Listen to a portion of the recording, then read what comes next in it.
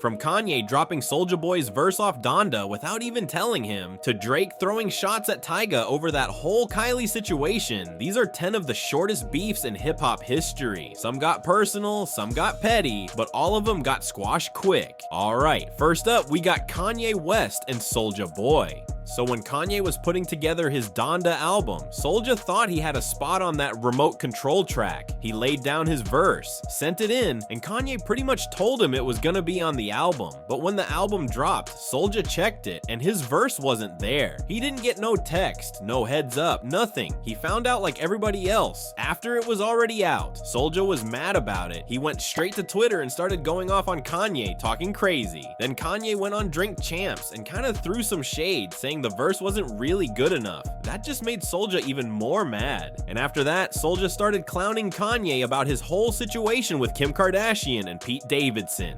Kanye didn't like that. He texted Soulja directly, basically telling him to chill and stop talking about his wife. But instead of keeping it private, Soulja posted the text online for everybody to see. After all that mess, they ended up cool again. Few months later, Soulja got on Donda 2, and he's on the song First Time in a Long Time.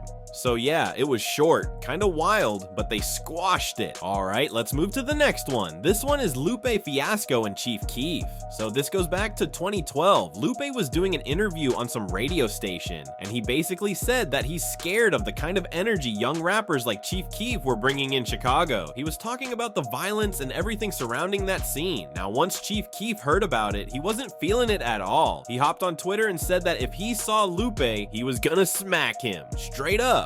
After that, Lupe started tweeting back at him, but he kept it more about the message. He was saying he didn't support the violence and he wasn't trying to beef, just speaking his mind about the whole culture thing. Then Keef came back later saying his account was hacked and he didn't actually send those tweets. But by that point, Lupe was kinda over it. He even told his fans that he was thinking about stepping away from rap completely. And that was pretty much it. The beef never really went anywhere after that. Moving on, this next one involved Cannabis, Joe Budden, and kinda Royce da 5'9" too. So back in 2011, Joe Budden threw a little jab on Twitter. He said something like, "If I got high, I would smoke cannabis." Now that's light, but Cannabis wasn't having it. He came back with a diss track called Lyrical Law versus Joey Cupcakes and went straight at Joe. While he was at it, Cannabis also brought up Royce and kinda hinted at some beef between Joe's crew Slaughterhouse and his own group, HRSMN, which was also called the Four Horsemen. But Raz Kass, who was part of MN, wasn't trying to get involved in all that. He pretty much stepped back and later even announced that he was leaving the group. Not long after that, Cannabis just squashed the whole thing himself. He went on record and said it was done. So yeah, this one started quick but ended just as fast. Alright, now here's one that almost got wild but got handled fast, between 50 Cent and T.I. So back in 2011, these two almost had a whole situation over some Twitter stuff. It started when 50 made a comment about what T.I.'s wife, Tiny, should have done when Tip was dealing with that 2010 drug charge. Basically, 50 was throwing his opinion out there on how she could have handled it different in court. Yeah, I wasn't feeling that at all. He came back and said something like, "I'ma tell you, 50 Cent or anybody else, we not about to sit here and talk about what my wife should have done when it comes to my business." Pretty much letting him know to stay out of it. Of course, 50 didn't back down. He hopped back on Twitter saying, "Don't get emotional over your lady. That's how you end up in some stuff you don't want to be in." Real typical 50 energy, just stirring it up. But before it got ugly, a mutual friend got both of them on the phone. They talked it out and squashed it quick. Didn't turn into nothing major. Next up, let's talk about Drake and Common. So back around 2011, Common dropped his album The Dreamer, The Believer. On there, he had a track called Sweet, where he's talking about soft rappers who sing too much. Now, he never said any names, but everybody kinda knew he was talking about Drake. It fit too perfect. You know, singing, emotional tracks, all the stuff people used to clown Drake for. At first, Common tried to play it cool, acting like it could be about anybody, but Drake wasn't letting that slide. In early 2012, Drake dropped some bars on Rick Ross's Stay Skemmin', and he fired right back. He questioned Common's toughness, and some people even think he was hinting that Common was salty, cause they both had history with Serena Williams. Drake even ended the verse with a slick threat, something like, "You like the finish line, we can't wait to run into you." Real subtle, real spicy. Common wasn't quiet either. He clapped back a few days later, rapping over the same Stay Skemmin' beat. But honestly, most people say Drake kinda ended it there. A few weeks later, they ran into each other at the NBA All-Star Game and again at the Grammys, and that's when they squashed it. Quick little beef, but it made some noise while it lasted. Moving forward next, we have two rappers who actually started out showing love before things flipped for a second.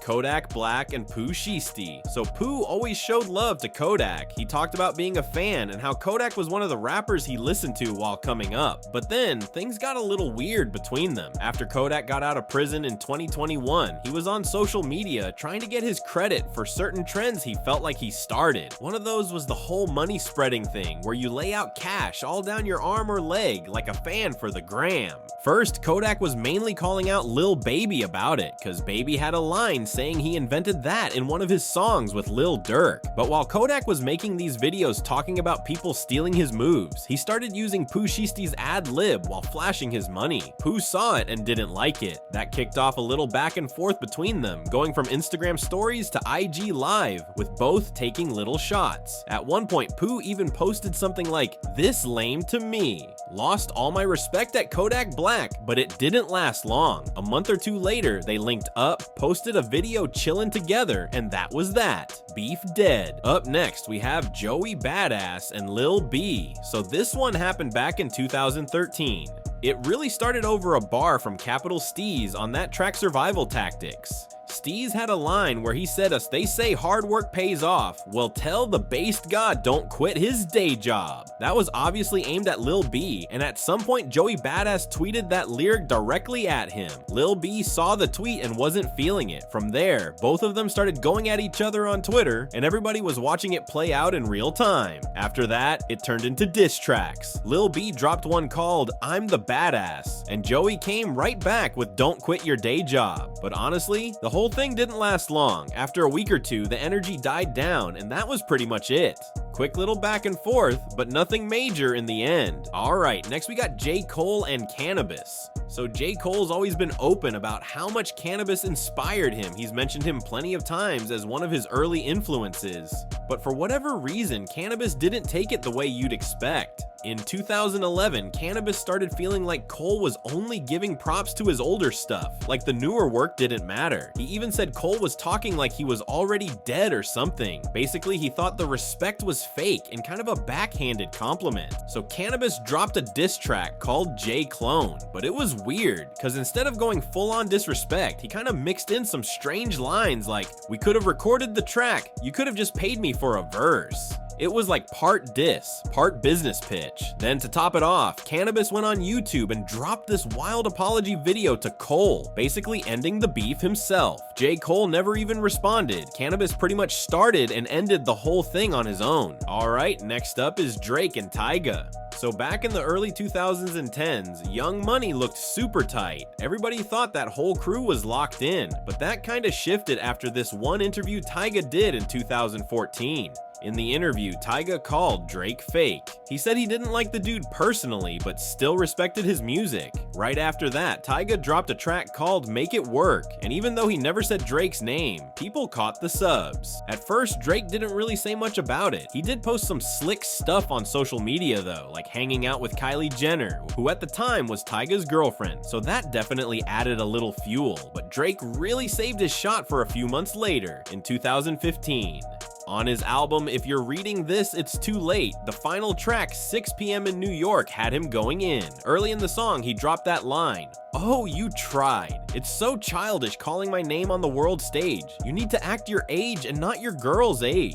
Everybody knew who that was for. Kylie was only 17 back then, so Drake took that angle and pretty much shut the whole thing down right there. Tyga never really clapped back, outside of one little tweet. By 2016, they linked up and made peace after Kanye stepped in and got them both on the same page. And finally, let's wrap it up with one of the quickest squashed beefs on this whole list. Nicki Minaj and City Girls. Honestly, this one was so quick, a lot of people didn't even know it was a thing until it was already over. So in February 2022, Nicki was on a radio show and they asked her if she'd ever do a collab with City Girls. Nicki straight up said no. She said it didn't make sense because she knew they didn't like her. She was talking about some old stuff JT and Young Miami had said before. JT had tweeted that she wanted Cardi B to take Nicki's spot, and in some freestyle video in the car, she even said she was beefing with Nicki. Then Young Miami, back in 2018, did an interview on The Breakfast Club where she basically said she was riding with Cardi. And at that time, Nicki and Cardi weren't exactly cool, so to Nicki, it was like they had already picked sides. But crazy thing is, the same day Nicki said all that, they talked it out.